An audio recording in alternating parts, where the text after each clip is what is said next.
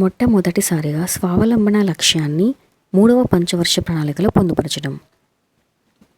మూడవ 5 సంవత్సరాల ప్రణాళిక రాబోయే 15 సంవత్సరాలు లేదా అంతకంటే ఎక్కువ కాలం కొనసాగే నిరంతర విస్తరణ వ్యవస్థలో మొదటి దశను సూచిస్తుంది.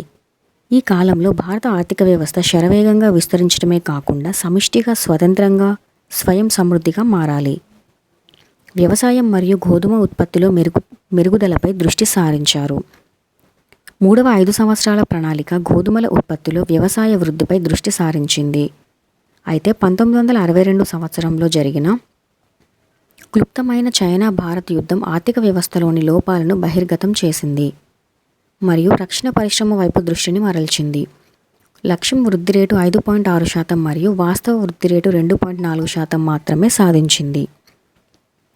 ఇది మూడవ ప్రణాళిక యొక్క ఘోరమైన వైఫల్యాన్ని సూచిస్తుంది మరియు ప్రభుత్వం ప్రణాళికా సెలవులు 1966 నుండి 1967, 1967 నుండి 1968 మరియు 1968 నుండి 1969 ప్రకటించవలసి వచ్చింది. దీనికి సంబంధించిన అడిషనల్ ఇన్ఫర్మేషన్. పంచవర్ష ప్రణాళికలు ప్రణాళికా సంఘం అని పిలువబడే సంస్థచే రూపొందించబడ్డాయి, అమలు చేయబడ్డాయి మరియు నియంత్రించబడ్డాయి. మొదటి పంచవర్ష ప్రణాళిక భారతదేశంలో ఆర్థిక అభివృద్ధికి పెద్దపీట వేసింది. దీనిని మొదటి భారత ప్రధాని జవహర్లాల్ నెహ్రూ భారత పార్లమెంటుకు సమర్పించారు.